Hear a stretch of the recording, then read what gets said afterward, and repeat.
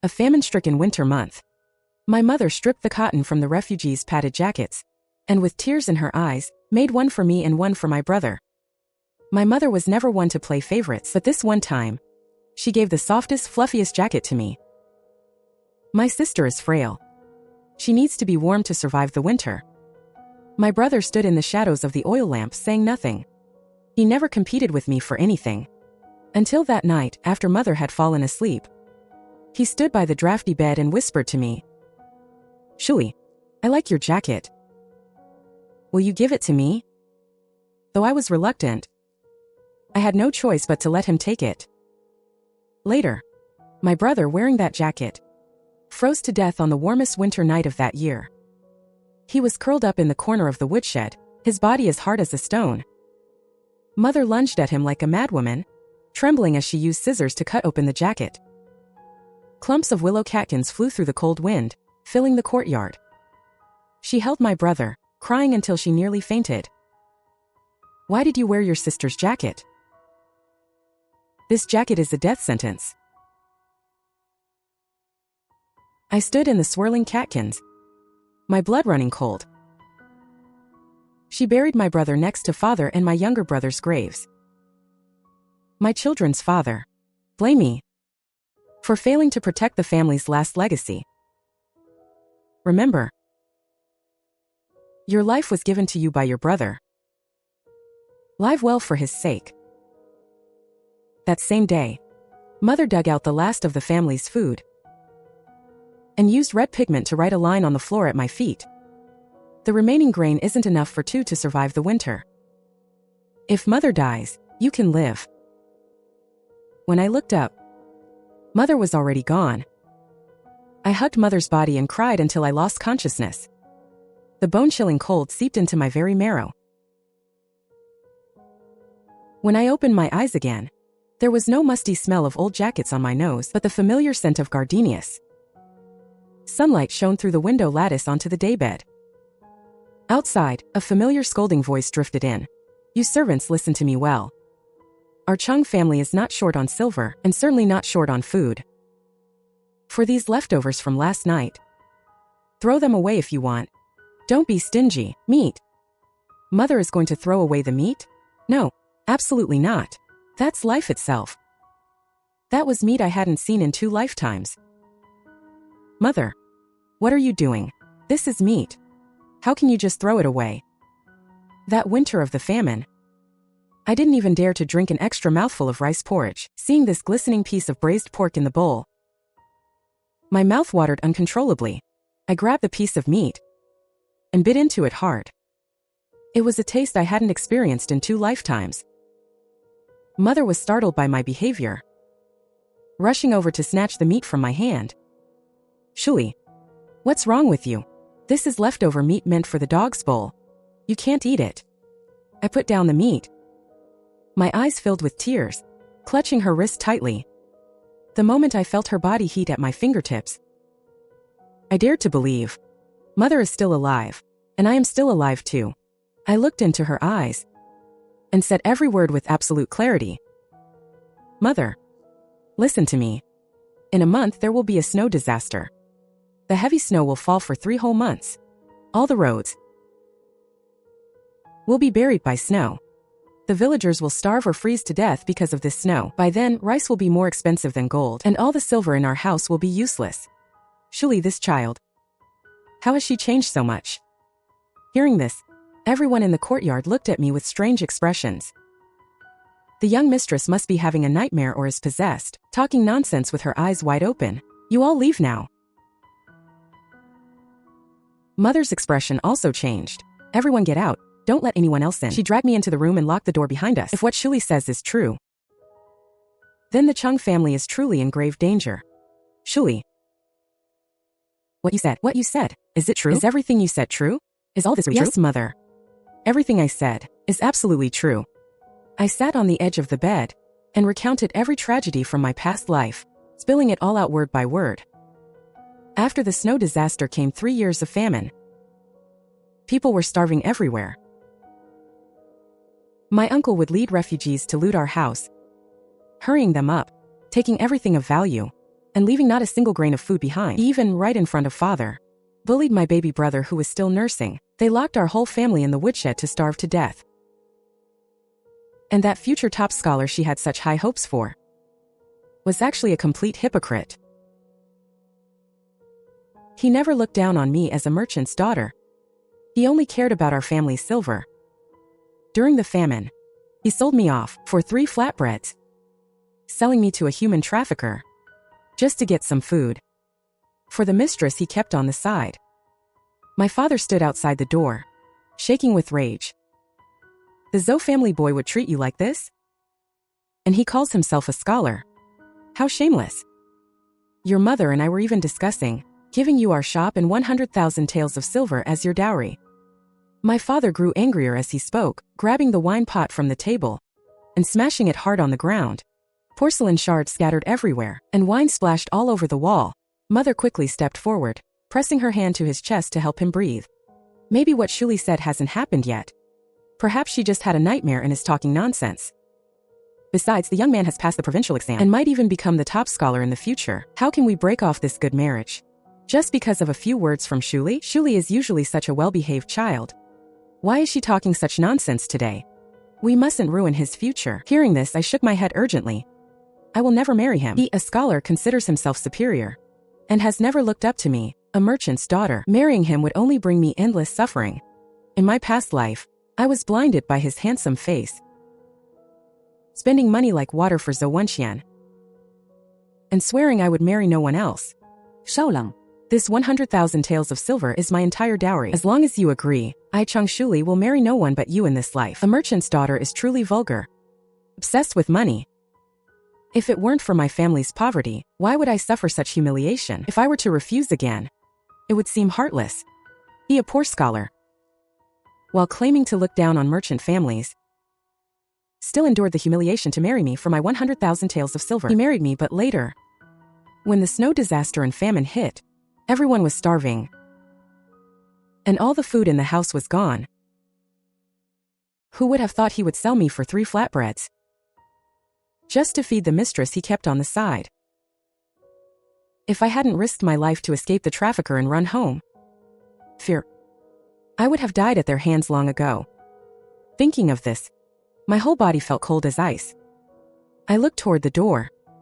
Calculating the time, the Zou family's matchmaker must be coming to propose any moment. Young mistress, the Zou family's matchmaker is here, waiting at the courtyard gate. They really came. In this life, I will never jump into this fire pit again. Mother's face turned pale instantly, looking at me with lingering fear, her breath hitching. Just like in my past life, Zou Wen Qian brought no betrothal gifts, only a flimsy marriage proposal letter sent through the matchmaker. Not even a proper formal engagement document. Is this the Zou family's sincerity? Back then, I was so immersed in the joy of his proposal that I ignored all these insults, immediately bringing the generous dowry my parents had prepared, happily accepting this marriage. Zoulang has finally come to propose. I must be the happiest person in the world. As long as I can marry him, what do these empty formalities matter? Ha ha ha, quickly move all these to the courtyard. Don't miss the auspicious time. I must bring the most generous dowry and enter the Zou family in style. But living a second life, I will never jump into this fire pit again. I stepped over the broken porcelain on the floor and walked to the door, raising my hand to stop the steward who was going to welcome them. Matchmaker, go back and tell the young master of the Zou family I will not marry him. The matchmaker was stunned on the spot, looking me up and down for a long time. Isn't the Cheng family's eldest daughter usually desperate to marry? Why has she changed her mind today? May I ask, young lady, are you really the Cheng family's daughter, Cheng Shuli? I nodded. That's not right. The Zou family told me to come empty-handed. They said as long as he agrees to this marriage, there's no reason for you to disagree. These words completely ignited my father's fury. You dare bring such things to propose marriage? What do you take my Cheng family for? Zou Wen Qian, how dare you humiliate my daughter like this? Get out of the Cheng house. Oh my goodness. Master Cheng is going to kill someone. The matchmaker was scared out of her wits. She scrambled to pick up the documents from the floor. She fled in a state of utter panic. The moment she stepped out of the Cheng gate, Zou Wen Qian ignored the servant's attempts to stop him. He rushed into the courtyard like a madman. He had a tall, slender build. He indeed looked like a refined and handsome scholar. The neighbors gathered at the door, pointing and whispering. They said such a handsome scholar being willing to marry me was simply a bargain for a merchant's daughter like me. Zou Wen Qian stood in the center of the courtyard, unable to hide his smugness and arrogance. Cheng Shuli, and you humiliated me with 100,000 silver before. How can you be so cruel? Cheng Shuli, you took back the dowry and broke the engagement. How can you be so cruel? Cheng Shuli, how can you be so cruel as to break the engagement? He really is a total hypocrite. Looking at his sanctimonious face again, I only felt that the thing before my eyes was nauseating. I crossed my arms and squinted at him. A mocking smile curled at the corner of my mouth. Wen Qian, you really think of yourself as some future top scholar? You're nothing more than a toy I spent money to keep. You actually believed me when I said I'd marry you? If you had been a bit more obedient, I might have kept you around for fun. But you went behind my back and kept a prostitute. Could it be that you're stalking me? The words slipped out of his mouth. Only then did he realize what he'd said. He finally realized it. He had accidentally confessed. His ears turned red with shame and anger. He gritted his teeth and threw out a final word. Once I pass the imperial exam and become a high-ranking official, I will surely punish you for the crime of insulting a court official. Today's humiliation. I have noted it down. Having said that, he brushed his sleeves and left in a flustered, pathetic state. I watched his retreating figure as he fled in panic. I spat inwardly with contempt. You ungrateful, cold-blooded beast. In this lifetime, I will never waste a single grain of food on you. After the matter settled down, my parents finally believed what I said. My father took all the banknotes the Cheng family could currently use and withdrew them all from the bank. 3 large carts full of gold, silver, and treasures were covered tightly with straw. They were hauled back to the manor under the cover of night. The banknotes in the room piled up like a small mountain. They shimmered under the candlelight. I stood in the center of the main hall, looking at my parents and brother before me. I assigned tasks word by word. Mom, Dad, find people to go to all the surrounding villages to buy rice, flour, and oil. The more the better. Also, all kinds of meat. Dry it all over a fire for preservation. Collect all the dry goods that can be stored. Take as much as there is. My brother has doted on me since we were kids. He believes whatever I say. At this moment, he was standing aside with his arms crossed. His eyes were full of determination. I continued to give orders. Brother, take men to collect cotton, cotton cloth, charcoal, and firewood. Anything that can be used for warmth. The more the better. Additionally, screen all the servants and guards in our manor. Keep only the loyal, reliable, and strong ones. Dismiss all those with suspicious backgrounds. We must cut off all hidden dangers. We must not let the tragedy of my past life repeat itself. I paused for a moment and added the most crucial point. I remember we have an abandoned courtyard in the countryside. It's small, but the location is remote and inconspicuous. It's the perfect place to take refuge. After the famine starts, there will be more and more refugees. They specifically target large mansions. In the first month of the famine in my past life, our house was looted clean. I gripped my father's wrist and urged him solemnly, Dad, remember to find some blacksmiths. Line the entire countryside courtyard with iron sheets. Replace the main gate with the thickest iron door. Then have people dig several cellars. Dig as many as possible. We'll store all the food inside. It'll be safer that way. Hearing this, my mother's eyes lit up. She instantly became interested. She has been very particular about food and drink all her life. Even if the sky falls, she won't let her palate suffer. Take Lady Gao and the cooks with the best culinary skills from our manor. Take them all. Rice, flour, oil, and seasonings. Not a single thing can be left behind. That way, even during a famine, we can still have hot meals and pastries. My father nodded. He has doted on his wife and children his whole life. As long as it's for the family, he's willing to do anything. Thinking of the previous life and what that heartless Zou Wen Qian did to me, The hatred in his eyes couldn't be suppressed. He turned to instruct the housekeeper. Go. Find some unfamiliar faces. Pretend to be merchants from the western regions and go to the Zou family to buy grain. You must buy all the grain they have. Don't leave a single grain for me. Quickly pulled him back and added the most critical sentence. The Zou family is both greedy and cruel. If we buy grain at a high price, they will definitely sell as much as they have. But this must wait until 3 days before the snowstorm. Otherwise, if they see a profit, they will surely go to the surrounding areas to hoard grain overnight. Then our plan would backfire. After the tasks were assigned, everyone got moving. My brother took men to every cotton mill and charcoal factory nearby. They bought up all the cotton and charcoal available on the market. My parents took men to collect grain from all the surrounding villages. They didn't even spare the dregs from the local winery or the pickles from the sauce garden. Everything that could be stored was transported to the manor. I took men to the old courtyard in the countryside. I watched the craftsmen work day and night. The entire courtyard was encased in thick iron sheets. The walls were raised by 3 feet. The main gate was replaced with a 3-inch thick iron door. I also hired a master who had built mechanisms for the imperial tombs. He set up traps all around the perimeter of the courtyard. 8 cellars were dug in the yard. Each cellar was waterproofed and moisture-proofed, specifically for storing grain and supplies. There were 3 days left before the snowstorm. My brother and I took the servants and neatly arranged the collected cotton and fine charcoal.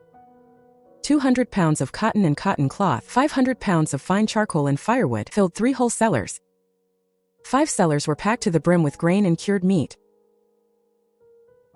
Enough for our family of over a dozen to eat for 5 years. My brother and I worked all day.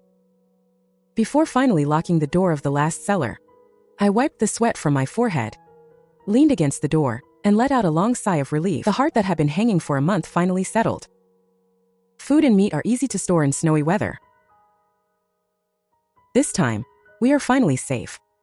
As the night gradually deepened, my mother brought my 1-year-old brother and returned from the large mansion to the countryside courtyard just in time. She stood in the main hall, methodically assigning tasks to the few selected servants.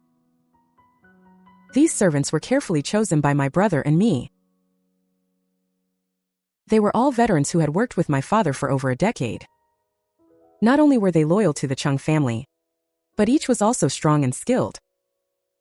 With them guarding the courtyard, even if we encountered a refugee riot, we would have a good chance of winning. I was helping my mother take inventory of the supplies when a cold wind suddenly blew something against my face.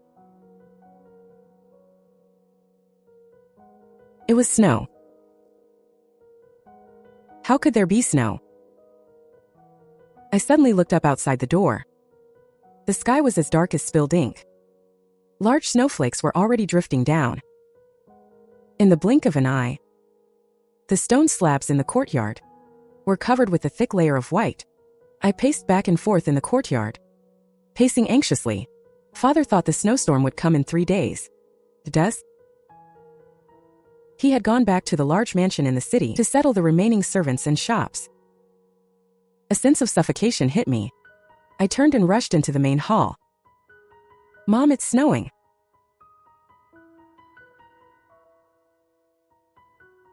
Has my father not arrived yet? I remembered the time wrong. The snowstorm is 3 days earlier than I predicted. My mother's hand kneading the dough froze in midair. Her face turned deathly pale instantly. She rushed to the door. This is the heaviest snow I've ever seen. If it falls all night, I'm afraid your father won't be able to make it over. These words were like an ice pick, stabbing deep into my heart. Could it be that even after being reborn, I still can't change my fate? I leaned against the doorframe, my vision blurring and going dark. The images of my family from my past life surged wildly through my mind. Suddenly, the sound of rapid hoofbeats came from outside. Wife! Wife! Open the door quickly. It's freezing out here in this snow. It's Dad. Dad's back. My heart, which had been hanging in my throat, finally settled. My brother and I rushed to pull open the heavy iron gate. The cold wind carrying snowflakes poured in instantly. My father stood at the entrance leading 2 horses. His eyebrows and beard were covered in snow. The servants following behind him looked equally disheveled. "Dad, you're finally back." As soon as he entered the courtyard, Mom hurried over with a bowl of hot soup. "Drink some ginger soup to warm up." My father took the ginger soup and downed it in one go. It took a while for him to warm up and recover. He sighed with lingering fear. They had just left the city gates. When the snow started falling, the main road was quickly blocked by snow. He had to take a shortcut in the dark, barely making it back. The heavy snow kept falling, with no sign of stopping. Overnight, the snow outside the courtyard rose above our knees. At the first light of dawn, some villagers passed by our house with lanterns. They stopped in their tracks, shocked by the massive iron cage we built around our yard. They stood there whispering to each other. Why would they build such a high iron cage around their house? Is it to keep thieves out? That's not just for thieves. Even wild beasts would steer clear of that. Folks, the weather this year isn't right. Yeah, it's not even past October. Why is there so much snow? During their conversation, a thin figure pushed through from behind them. It was my uncle, Chung Huili. He poked his head through the iron mesh, wearing a fake hypocritical smile. "Brother Chung, why did you turn your old country house into this? What are you trying to keep out?" Seeing my uncle arrive, my father immediately wanted to welcome him warmly, but I pulled him back halfway. I grabbed his arm and whispered into his ear, my voice filled with an uncontrollable chill. During the famine in my past life, it was my uncle who led the refugees, raided our Chung family mansion, and bullied us. My mother watched coldly as my uncle was blocked outside the iron cage. She wasn't surprised at all. She had seen through my uncle's character long ago. Among the Chung brothers, you are the worst big brother. You're the one who smiles to people's faces, but behind their backs you steal things and curse them too. My mother was right. My uncle is both selfish and jealous. The complete opposite of my father's good-natured personality. He has never done an honest day's work in his life, always using my father's name as his brother to steal silver from our salt business. Sometimes, he would even run up debts in our name. And since he loses 9 times out of 10, we had creditors coming to our door every other day. My father knew exactly what he was doing. But he always valued their brotherhood, choosing to turn a blind eye. He always felt that brothers were as close as limbs, and that taking a little silver was no big deal. But my mother had had enough. Once she heard he would eventually cause our whole family's death, she wouldn't let my father open the door for him. She immediately called 2 servants and dragged my father back into the house. My uncle saw this whole scene from outside the gate and was so angry he started jumping up and down. He started hurling insults into the courtyard one after another. "Open the door, you cowards. You're pathetic and you call yourself a man? Being bossed around by a woman. Do you have any respect for our late mother? Without her raising you, would you be where you are today? Ba Chung Zongyang. You're a hypocrite lower than a dog." Holding a bowl of freshly cooked braised pork, I walked slowly to the iron gate and deliberately, right in front of him, picked up a piece and put it in my mouth. The sauce was sweet and savory, and the aroma of the meat spread in my mouth. I spoke slowly. "By the way, uncle, you called my father a pig. Then what does that make you?" My uncle was so angry at my attitude that his face turned green. He grabbed the iron mesh and started cursing loudly. "Eat, eat, eat. Why don't you choke on it? Do you even have a say in the Chung family? Your father should have married you off long ago." When my mother heard this, she rushed out with a pot of boiling water. Shuli is Chung Zongyuan's daughter, It's not for him to speak in our family, and it certainly isn't for you. I turned and threw a piece of meat to our big yellow dog in the yard, while keeping my eyes on my uncle outside the gate. My tone was full of mockery. Uncle, stop barking. Even my dog doesn't bark as much as you. You better go home and eat a few more meals. Be a well-fed ghost while you can. It's better than freezing to death in the famine later. My uncle pointed viciously at me and my mother, shaking with rage. The things coming out of his mouth were even worse. Fine, just you wait. Like mother, like daughter. Just wait, sooner or later I'll kill you. He left, cursing as he went. Before he left, his eyes were fixed on the meatball in my hand. And he scanned the courtyard one more time. The greed and resentment in his eyes couldn't be hidden. The Chung family fortune will be mine sooner or later. I knew he had taken the bait. The script from my past life. This time I will rewrite the ending myself. During dinner, I told my father again about how my uncle, during the famine, caused our family's death, and how he, right in front of my father, threw my 1-year-old brother to his death. I explained it to him in detail. Even after I talked for a long time, my father still wouldn't believe it. He always felt that his own brother would never do such a heinous thing. That night he tossed and turned, unable to sleep. At dawn he got up and knocked on my door. His eyes were completely bloodshot. Shuli, is your uncle really as vicious as you say? He was restless, pacing back and forth in the room looking worried. I look. The snow disaster is already here. What will happen to the villagers outside? They will freeze and starve to death. Our Chung family takes from the people. We should distribute grain to help them. My father, Chung Zongyan, is true to his name. A man of virtue and kindness all his life, always meddling in others' business, with a heart too soft for his own good to dispel his saintly notions. I didn't waste any more words on him, and dragged him up to the watchtower in the courtyard. Dad, look outside and then tell me. I had this built specifically so we could see what's happening for miles around. The snow had just stopped for a few hours, and the village in the distance was already in chaos. We watched with our own eyes as a group of starving red-eyed refugees smashed open the gate of a wealthy household. The sounds of fighting and crying drifted over on the wind. In less than an hour, that house went silent. The grain in their courtyard was completely looted, and the house was set on fire.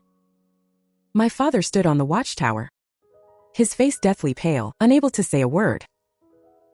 During the famine, people died in droves.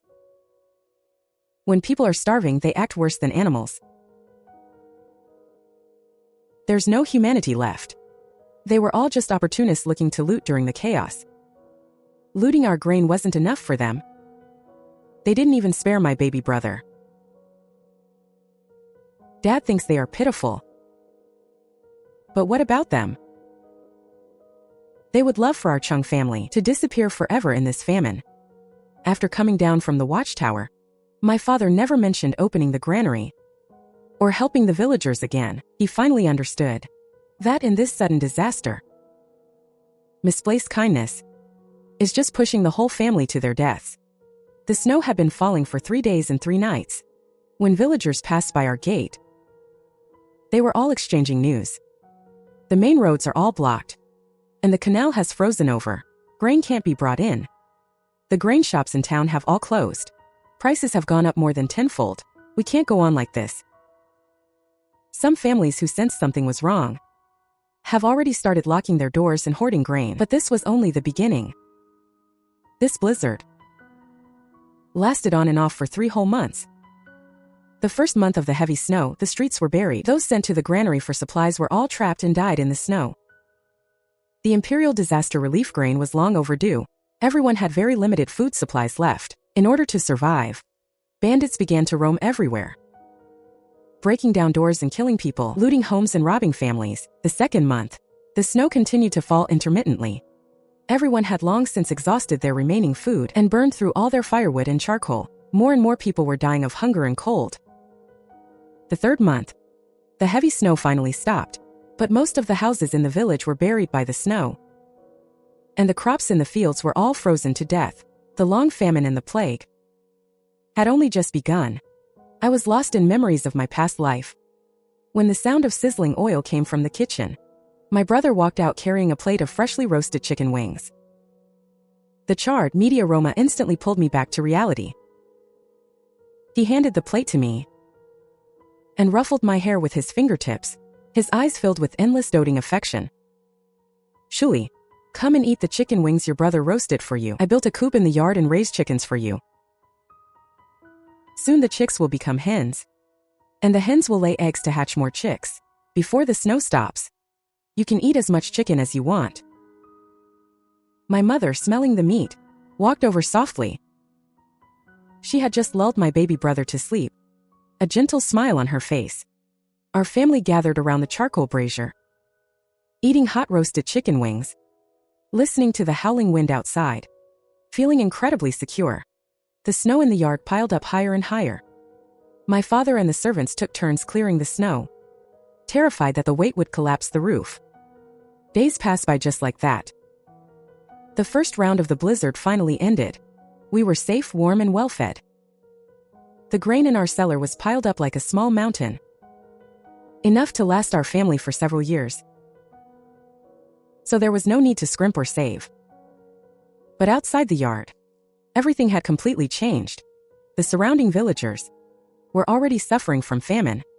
On the road, you could already see villagers frozen or starved to death. However, at this point, everyone was still relatively calm, hoping the imperial court would send disaster relief, thinking this blizzard had already passed. But they didn't know. The snow had only stopped temporarily. In a few days, a much larger blizzard would return. The famine and plague brought by this snow disaster would torment us for 3 whole years. That evening, we were sitting at the table having dinner, when the big wolfhound in the yard suddenly started barking wildly. Voices calling out, rising and falling, came from the wind and snow. The tone was sharp and mean. I recognized it the moment I heard it. It was that scumbag Zou Wen Qian.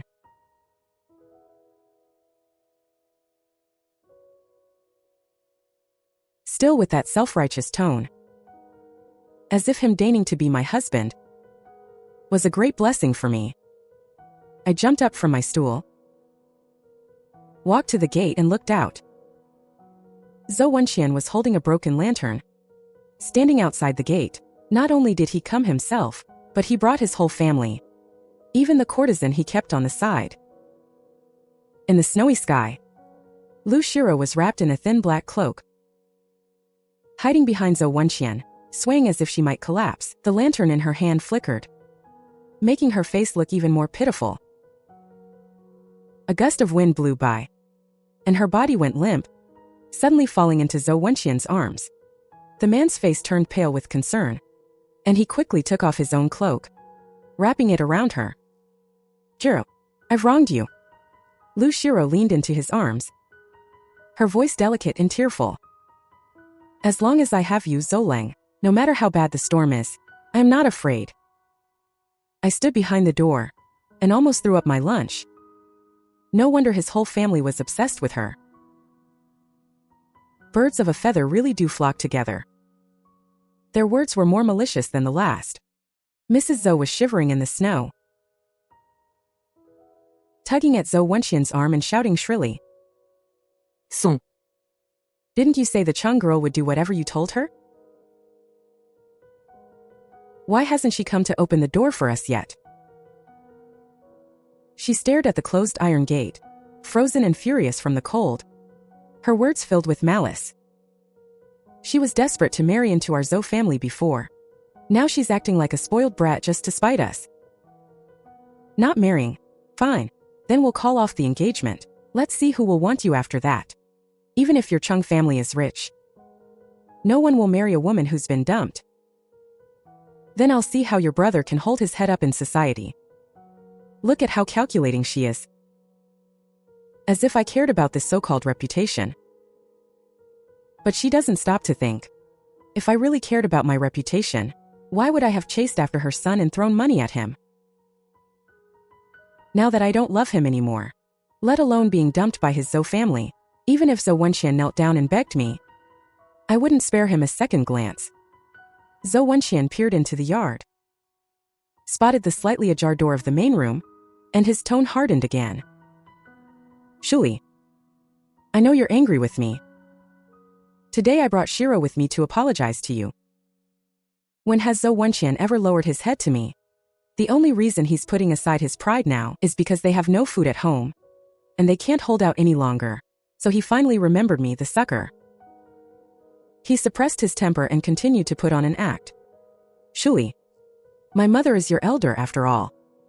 How can you let her freeze out there? Hurry up and invite her in. And tell your cook to make her some hot soup and food.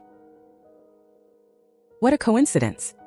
Back when the famine started, it was this old hag who braved the wind and snow to find a human trafficker, instigating Zou Wen Qian to sell me, so her son could bring Lu Shiro into the house properly. My hatred for her now is even deeper than my hatred for Zou Wen Qian. My mother heard the shouting outside and couldn't sit still anymore, putting on a thick coat to go see what was happening. My father quickly held her back. It's just some stray dogs barking outside. Why bother yourself, my dear? After saying that, he took a few servants and rushed out. I followed along, just to watch the show. The moment Zou Wen Qian saw me, his eyes lit up with excitement, like a starving wolf seeing meat. Looking like he wanted to pounce on me, I crossed my arms, specifically asked a handsome servant to hold an umbrella for me, and sat on a grand chair with my legs crossed, watching him act coldly. He fell to his knees with a thud. "I, your son-in-law, pay my respects to my father-in-law and to my wife. If it weren't for the snow blocking the mountains and my family running out of food, I would never have brought my mother here to disturb you." The courtesan behind him saw me, and a look of contempt curled the corner of her mouth. I don't even have to guess. Zou Wen Qian must have told her all the ridiculous things I did chasing after him, just to show how popular he was. Zou Wen Qian braved the snow to find us here. He must have suffered a lot on the way. His lips were cracked, his cheeks sunk in, but even in such a pathetic state, he still put on an air of superiority. I will definitely pass the imperial exam in the future, and when I serve the court and become a high official, I will certainly remember your kindness for taking us in during this snowstorm. He really is oblivious to his own impending doom. I held a bowl of freshly stewed chicken soup and walked to the iron gate, taking a big bite of a chicken leg. Have you lost your mind? You empty-headed fool. I don't need to say how you got your scholar title, do I? And you still dream of becoming a top scholar? You'd better just get lost with your courtesan. I suddenly remembered. In this life I didn't marry him, so he never got my 100,000 taels of dowry. Oh right.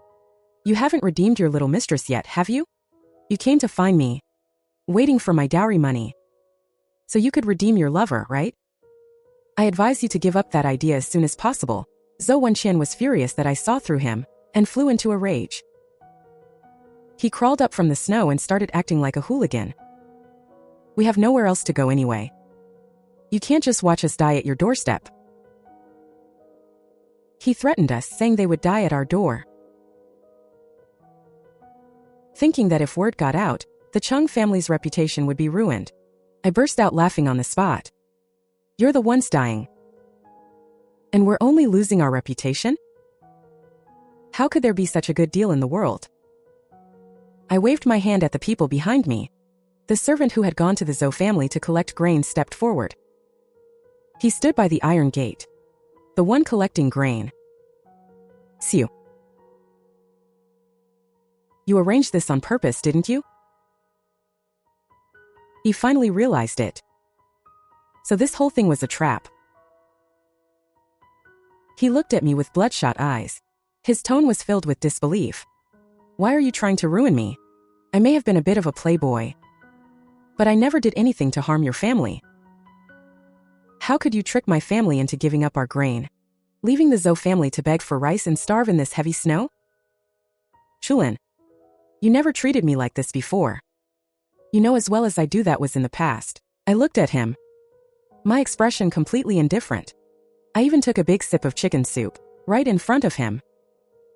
In this frozen snow-covered world, this iron gate divided us into two different worlds. Outside the gate he was starving, with his family in tow and nowhere to turn. Inside the gate I was well fed, enjoying a happy time with my family. Lu Shiro, standing behind him, finally sensed something was wrong. Mrs. Shen finally realized it too. She clutched her chest, overcome with rage. Damn you, Cheng Shuli. Our family's grain was actually swindled by your servant. Hey, how can you call it swindling? We just had foresight and stocked up on grain in advance when you were selling me rice at the price of gold back then. Why didn't you notice anything wrong? Zou Wen Qian supported his mother. His eyes filled with endless hatred as he looked at me. Cheng Shuli, you mark my words. From today on I will never look at you again. Even if I starve to death, I will never beg you for a single grain of rice. With that, he truly took his mother and his lover, Lu Shiro, and left without looking back. Their figures were soon swallowed by the wind and snow, leaving not a single trace behind. I snorted coldly and turned back into the house. The charcoal in the brazier was burning brightly, and the meat soup on the stove was bubbling away. The rich aroma of meat filled the entire room. My brother handed me a cup of freshly brewed hot tea and tapped my forehead lightly with his fingertip, his tone tinged with helplessness. Do you really have to drive him half mad to be satisfied? I took the hot tea and took a big sip, the warmth sliding down my throat into my stomach, chasing away the chill I had caught. I'm just cutting off his delusions early. It's his own problem, so he can't blame me for being heartless. My father sat in the armchair nearby, his brows furrowed tightly. Zou Wen Qian is a petty man. The type who seeks revenge for the slightest grievance now that we've cut off his lifeline. I'm afraid he won't let this go easily. I had already anticipated that, with nowhere else to go, he will definitely go to my uncle for help. Those two are full of malice, so getting them together is perfect for finishing them off at once. In my past life, Chen Huili was able to figure out our family's secrets every time, and precisely lead refugees to where we hid our grain. It was also Wen Qian plotting behind the scenes. Those two had long been in cahoots. One is greedy and addicted to gambling, the other is hypocritical and vicious, a match made in hell. A few more days passed, and the snow began to fall intermittently. The famine outside was getting worse, and more people were freezing or starving to death on the road. Rumors of cannibalism had already begun to spread. In the face of extreme hunger, human nature shatters into nothingness. Every day refugees pass by our gate, their eyes fixed on our courtyard, like wolves with starving red eyes.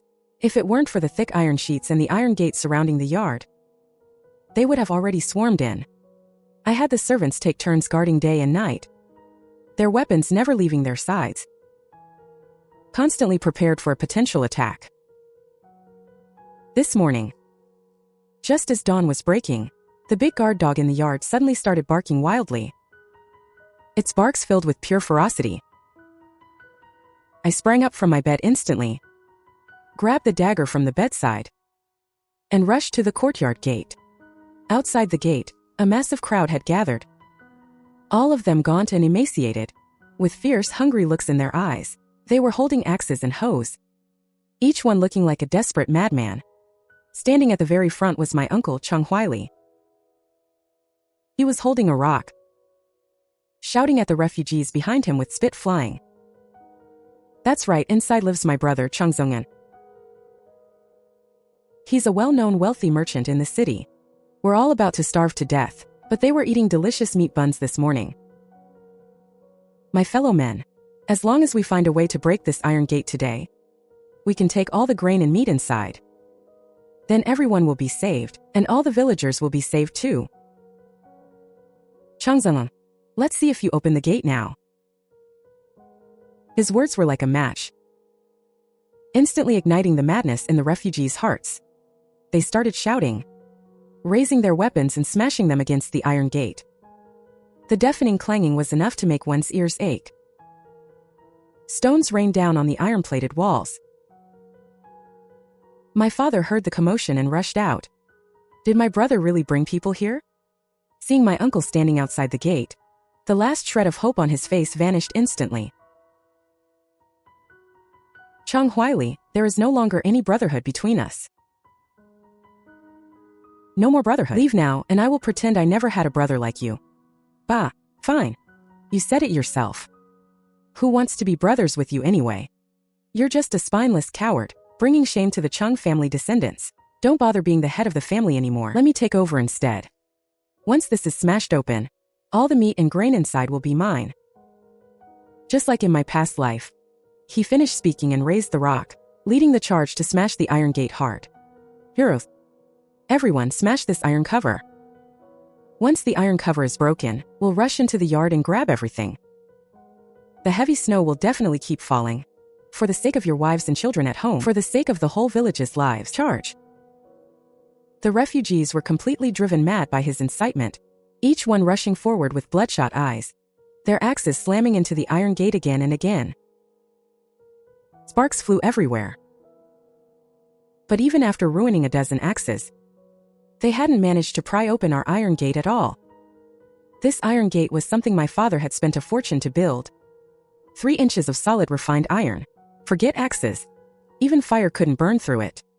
I moved an armchair and sat in the courtyard, slowly adding charcoal to the brazier, holding a cup of hot tea in my hand, with a row of well-fed, strong servants standing behind me.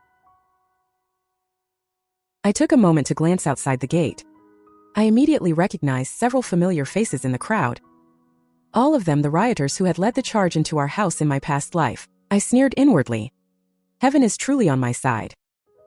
Even though I hid in a different place, it's the same group of people trying to harm the Chang family. You won't be dying unjustly today. After finishing my hot tea, I roasted a few tangerines on the brazier. While peeling the tangerine skin, I deliberately raised my voice and said, "Listen up, everyone. The man leading you is named Chang Huili. He is my uncle. And actually we are working together. The reason he's doing this is to lure you all here to kill you, so he can steal your axes and strip the new cotton jackets off your backs for the winter." As soon as I said this, the smashing at the gate stopped instantly. The rioting refugees looked at each other, the madness in their eyes turning into hesitation and suspicion. However, they didn't have a choice but to stop, because at the same time I was speaking, my brother pressed the mechanism by the wall. Hundreds of poisoned arrows slowly rose from the ground at the base of the wall, the arrowheads gleaming with a ghostly blue light, like venomous snakes flicking their tongues, all aimed directly at the refugees outside. In this famine, there is one thing more important than grain, and that is weapons. Whoever controls the weapons controls the right to survive. Although the refugees were brutal, they were even more afraid of dying. Looking at the poison-tipped arrow gleaming coldly before them, everyone instinctively took a few steps back. A few people in the crowd, their eyes red with rage, surrounded my uncle on the spot. "You Chang Huili. We trusted you so much, even sharing our last bit of grain with you. And this is how you plot against us. Did you all hear that? He wants to trade our lives for his own wealth. Come on, kill him. Otherwise, I won't be able to rest in peace even if I die today." I stroked the big yellow dog lying by my feet, watching the drama unfold outside with leisure.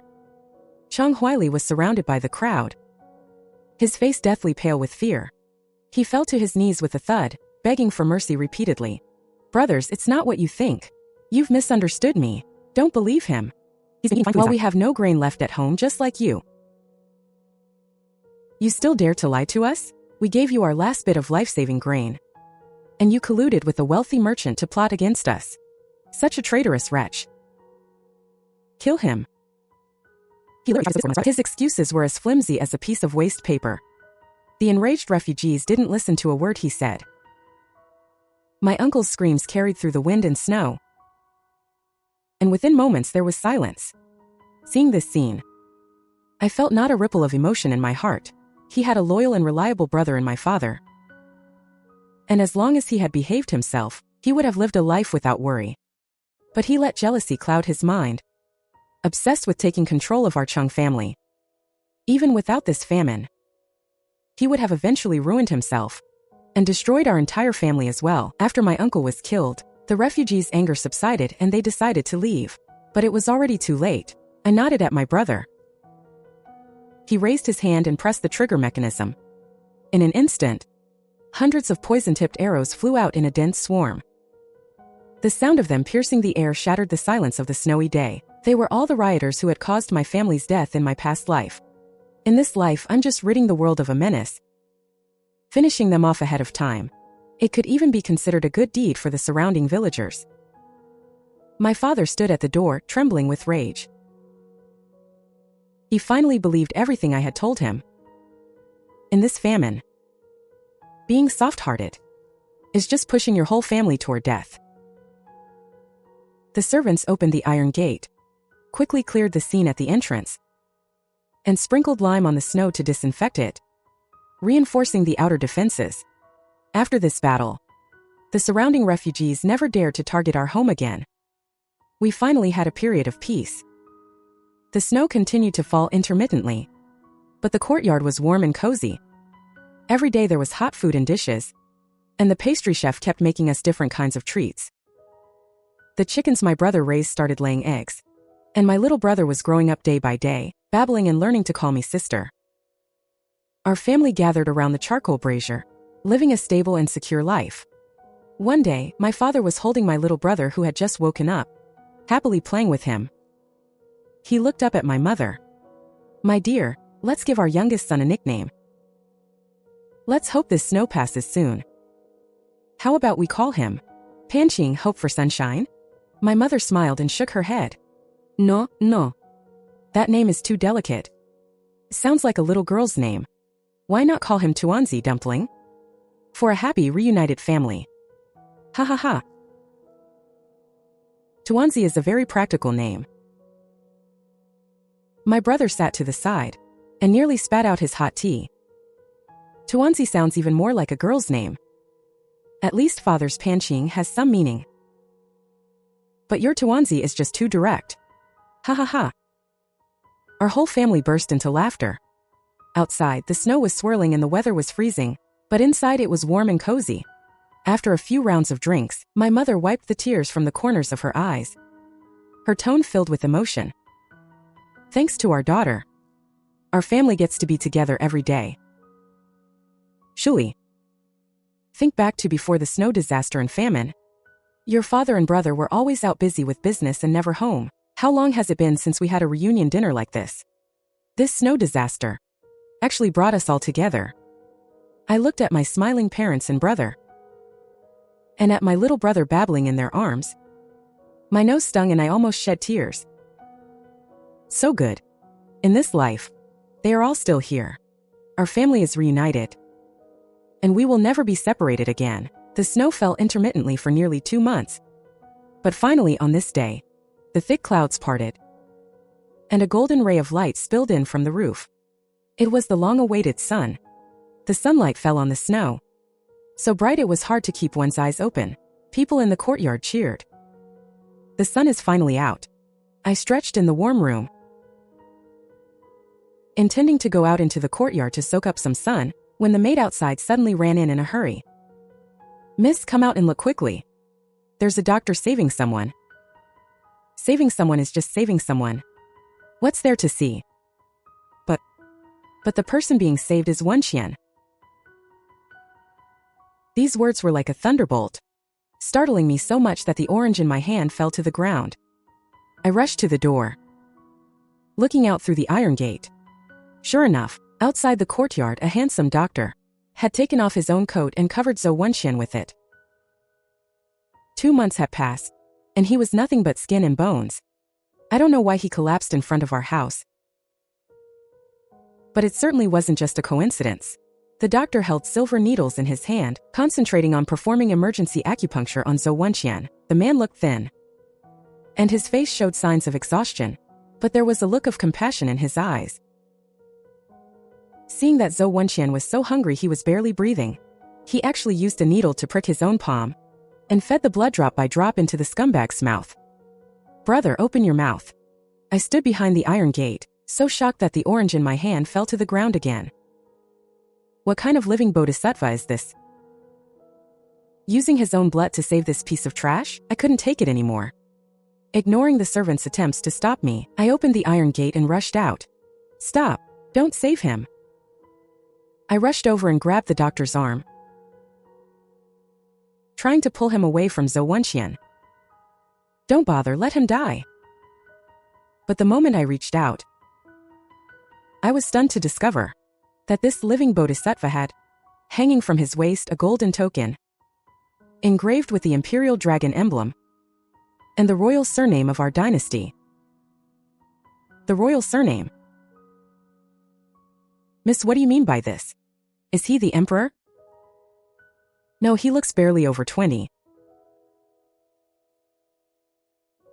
Could he be a prince? Or the crown prince?" I suddenly remembered. In my past life, the emperor did indeed send his most favored third prince, who was the crown prince, to personally oversee disaster relief in the south. It's just a pity I died too early and never lived to see the crown prince arrive. I never expected that the doctor cutting his palm to save someone was actually the crown prince Ji Jingyao. He didn't get angry when I grabbed his arm, but slowly stood up, his every movement carrying an air of imperial authority that made one dare not look directly at him. "Young lady, why stop a healer from saving a life?" That calm and composed demeanor. He was definitely royalty. I quickly withdrew my hand and gave him a proper respectful bow, forcing a polite smile onto my face. "Your Highness." "Ah, doctor. I was just being reckless. Why don't you come to my house for a meal and then come back to save him? It's just about time for lunch. We'll set an extra place for you." He looked down at the man on the ground who was barely breathing, then looked at me. A faint smile curled at the corners of his mouth. "Since that's the case, I shall respectfully comply." His identity was unfathomable. I couldn't rashly stop him from saving a life. If he were to die from neglect, the Chung family would be finished. "You're too kind, sir. Please come inside to warm up." I invited him into the courtyard and had the cook prepare a table of hot food. I treated him to a good meal. He didn't refuse, ate quietly, and had a cup of hot tea before getting up to continue acupuncture on Zou Wen Qian. In no time at all, Zou Wen Qian actually woke up. Seeing that I was there too, he clung to me like a drowning man clutching a straw. "My wife, my dear wife. I shouldn't have gotten mixed up with that stepson. For just a few corn cakes, he actually sold my mother to a human trafficker." I saw with my own eyes as they dragged her away. Who would have thought they would actually overcome with grief? Zou Wen Qian wept bitterly. He crawled forward on his knees and grabbed the hem of my skirt. "It's my fault. Wife, please save me. If you're still angry, I'll go tie that stepson up and let you beat him. Just give me something to eat." "Zou Wen Qian, can you have some dignity? Who was it that said they would never eat a single grain of rice from my Chung family? You must have misremembered my wife. That doesn't sound like something a human would say. It was said by a dog. It wasn't me. It wasn't me." He seemed to be holding onto a shred of hope, pointing at Ji Jingyao, who was putting away his needles nearby, with a smug smile on his face. "He's the doctor you found to save me, right? I knew you were a lucky charm for your husband. As long as I'm with you, I'll be blessed." I was so angry I laughed on the spot and spat at him fiercely. "Pa, if you dare to spout nonsense again, I'll throw you out immediately." "Ah, wife. Wife, Miss Chung. He shrank back in fear and quickly corrected himself. I ignored him and turned to Cdrama. Putting on a dignified and polite expression, I whispered in a voice only the two of us could hear, speaking every word clearly. Your Highness, this Zou Wen Qian is the culprit who colluded with Chang Huili and sabotaged your disaster relief efforts.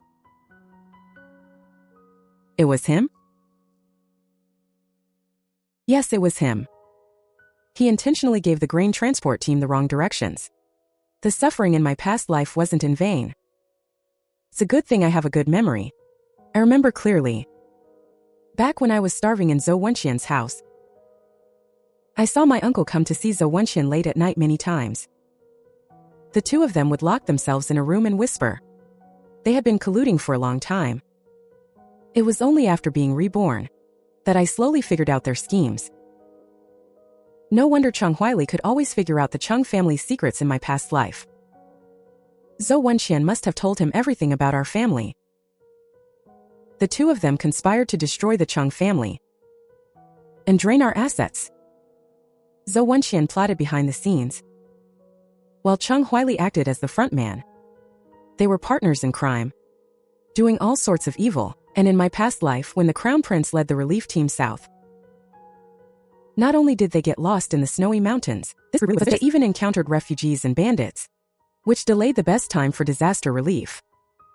Thinking about it now, it must have been Zou Wen Qian's doing. To curry favor with my uncle, he intentionally gave the relief team the wrong directions. While Zou Wen Qian was unconscious, I had already verified all the clues with the Crown Prince. He admitted himself that a scholar did indeed give them the wrong directions, leading them into a dead end. We were trapped for over 10 days, and half of the attendants died or were injured. If not for our luck, I would not have survived this ordeal, and the appearance of that guide Match Zou Wen Qian perfectly. Cdrama's expression turned cold instantly. The compassion and gentleness from when he was saving the man vanished, replaced by the stern imperial aura of a monarch. Zou Wen Qian, do you know your crimes? And my lord, have mercy. I confess. How did you obtain your scholar status? I hate nothing more than cheating in examinations. Tell me who the examiner was that you bribed, and I will let you die with your body intact. The smile on Zou Wen Qian's face froze instantly, and his face turned as pale as paper. He finally realized that the doctor who saved him was no ordinary barefoot doctor. He collapsed to the ground with a thud, his legs shaking like a sieve, unable to even speak a complete sentence. I'll confess everything. Please, your highness, spare my life. Don't come over. After that day, Cdrama stayed in our rural courtyard. His relief attendants and secret guards also arrived one after another. The small courtyard became the disaster relief command center for the region. Zou Wen Qian was taken by the Crown Prince's guards that same day and locked in the woodshed. In order to save his own life, he confessed everything he knew. He not only confessed to the exam cheating and the entire process of bribing the examiner, but also to his collusion with Chang Huili, inciting refugees to rob the wealthy, and all the evidence of intentionally misdirecting the relief team. Following his confession, the Crown Prince sent out secret guards overnight to round up all the corrupt examiners in the surrounding counties and the local gentry who were causing trouble during the disaster. My father watched the Crown Prince's swift and decisive actions, feeling incredibly shocked. He has a compassionate heart but a clear sense of right and wrong. He will surely be a wise ruler in the future. The heavy snow continued to fall intermittently, and the famine outside remained severe. Every day, desperate refugees would collapse in the snow, never to rise again. The Crown Prince was worried sick, watching the tragedy outside. The relief grain was blocked outside the snowy mountains and couldn't be brought in, and the limited supplies on hand wouldn't last long. Seeing him so distressed, I finally couldn't help myself and knocked on his door. Miss Chung, it's so late, why aren't you asleep? Is something the matter? I have an idea. Though I'm not sure if I should say it. I once accompanied my father to a disaster area and saw the people there displaced, starving everywhere. I couldn't bear it in my heart. I walked to the table, pointed to the map he had spread out, and explained the method I had been thinking about for a long time, speaking every word clearly. Your Highness, grain is limited now, so we cannot distribute it indiscriminately. Otherwise, it will be looted within 3 days. We must implement tiered disaster relief. First, save the elderly, the weak, women and children. Distribute porridge at fixed locations daily to ensure they can survive. Ji Jingyao's eyes lit up instantly, and he leaned forward slightly, signaling me to continue. For the able-bodied who cannot provide for themselves, we should use work for relief. Have them clear the snow from the official roads, dredge the frozen rivers, and repair houses collapsed by the heavy snow. The more work they do, the more grain they receive. Pay for performance. In this way, we solve the problem of insufficient grain. Give the refugees something productive to do. Prevent them from gathering to cause trouble, and clear the official roads as soon as possible, so that the relief grain from outside can be brought in sooner. 3 birds with 1 stone. Miss Chung, you are truly a genius. The problem that has been troubling me for days has been solved by your words. He immediately summoned all his attendants.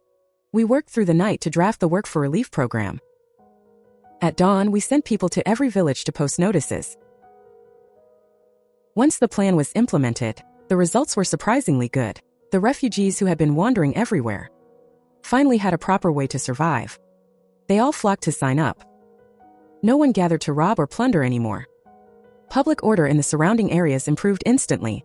The clearing of the main roads also progressed by leaps and bounds. Seeing the method the Crown Prince implemented, my parents admired me even more. Shuli, you really are the lucky star of our Chung family. Your mother and I have discussed it, and we've decided to take some of the grain from our cellar. To help the disaster victims, our Chung family must also do our part. My father took the servants and delivered the grain to the temporary porridge station. With the Crown Prince overseeing things, as a commoner, I am duty-bound to help as much as I can. Please, Your Highness, take full charge of distributing this grain to save the people from this catastrophe.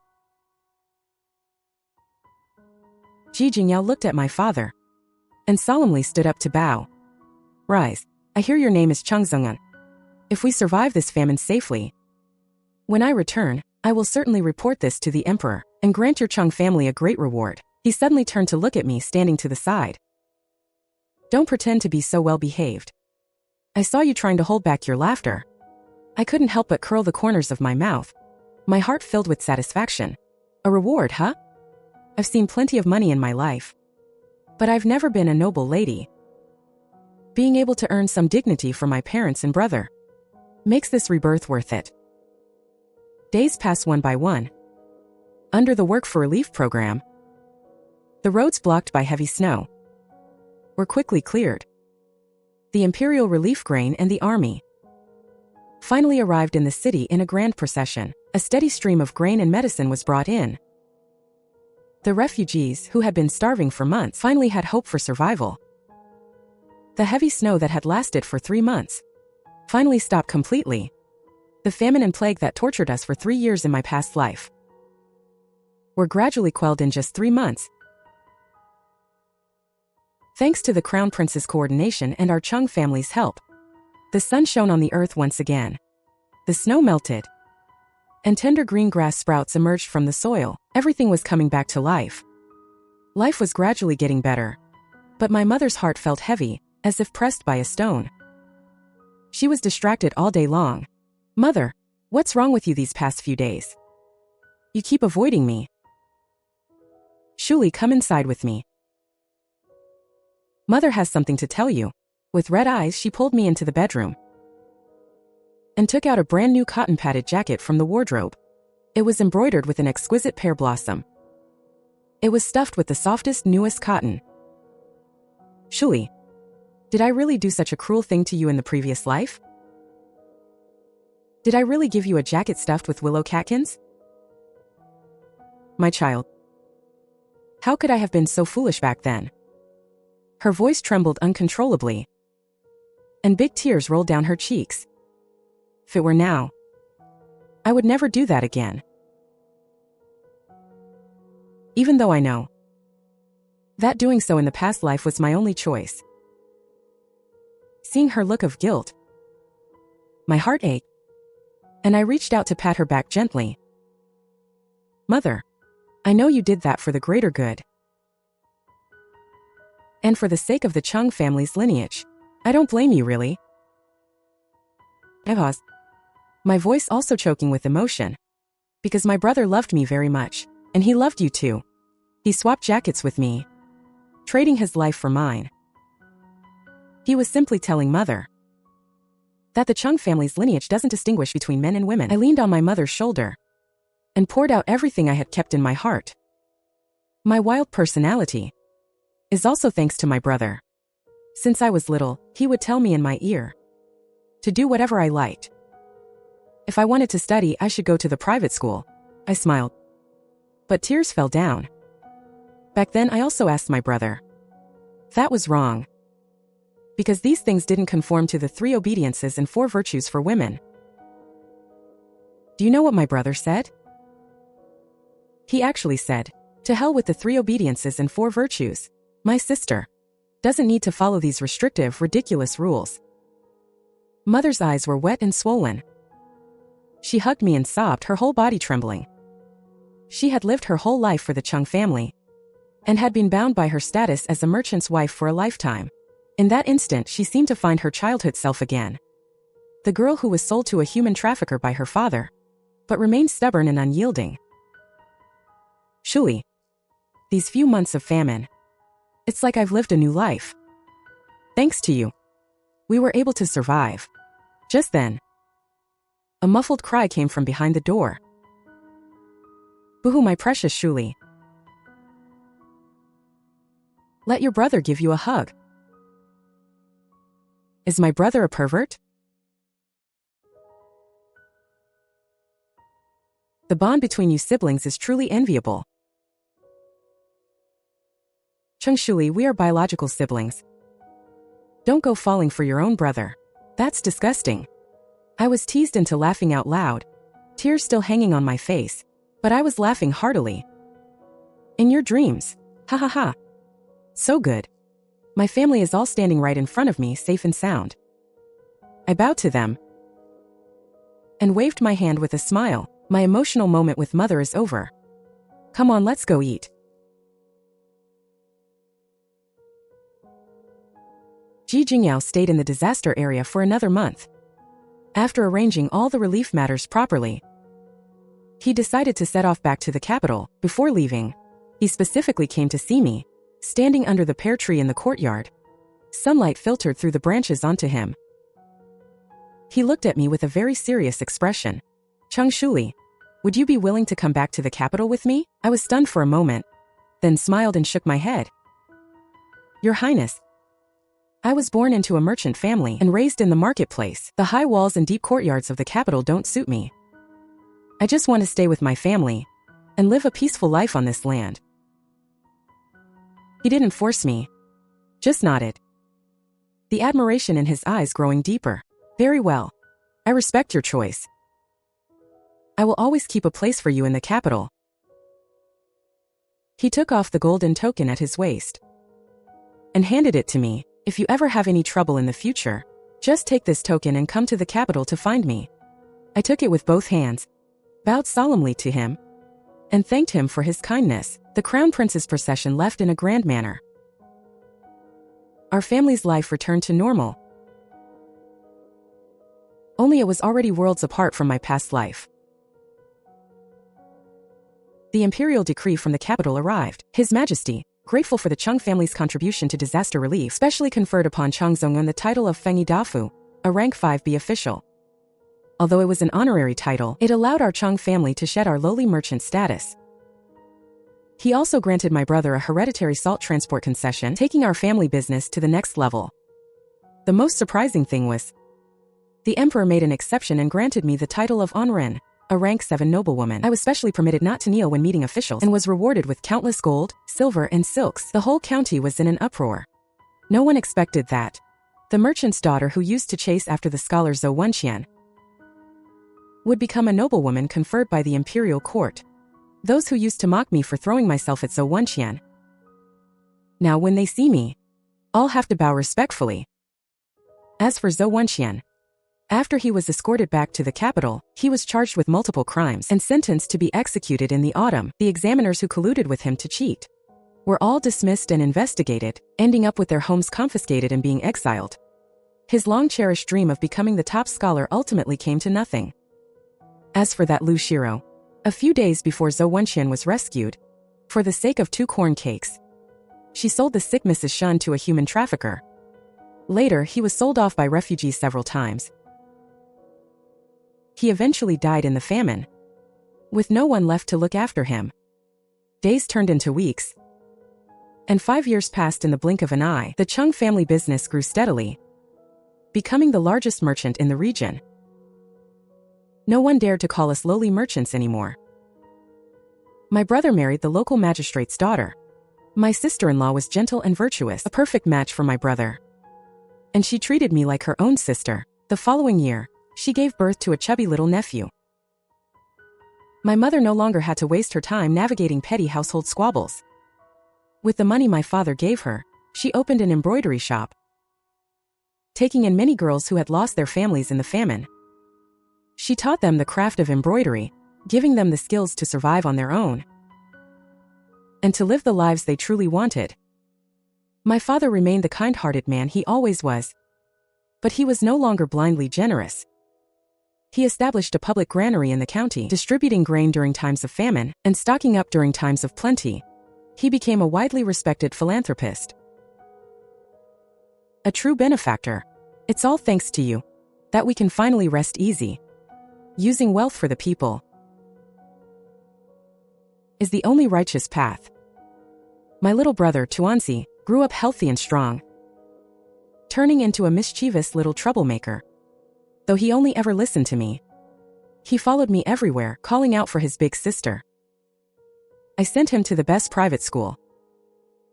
Unlike the hypocritical Zou Wen Qian, he was a truly gifted student. His teacher said he would surely pass the imperial exams.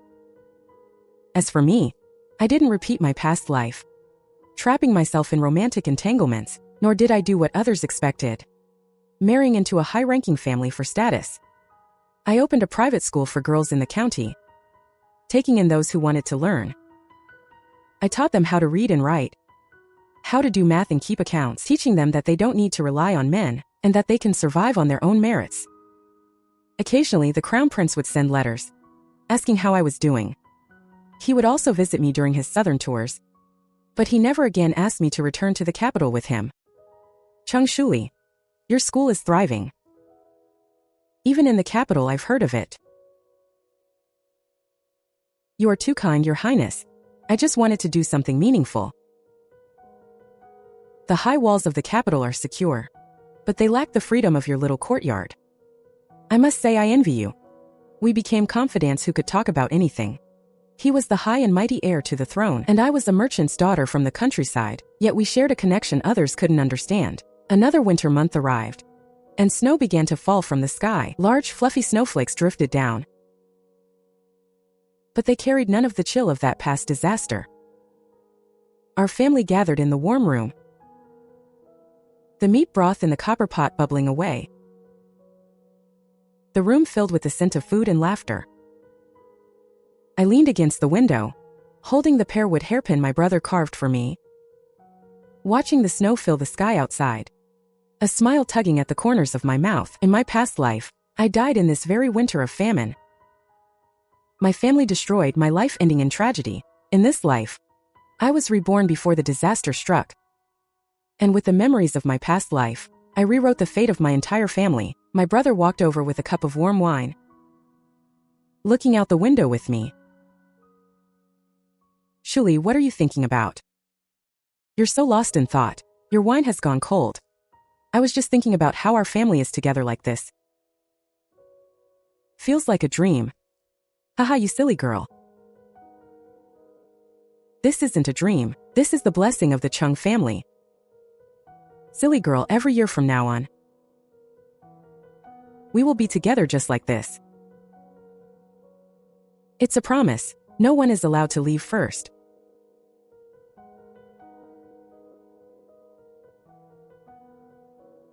The good days for the Chung family have only just begun.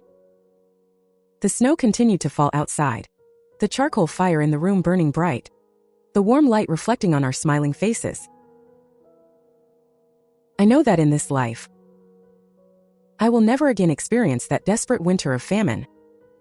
The good days for our family are still long ahead.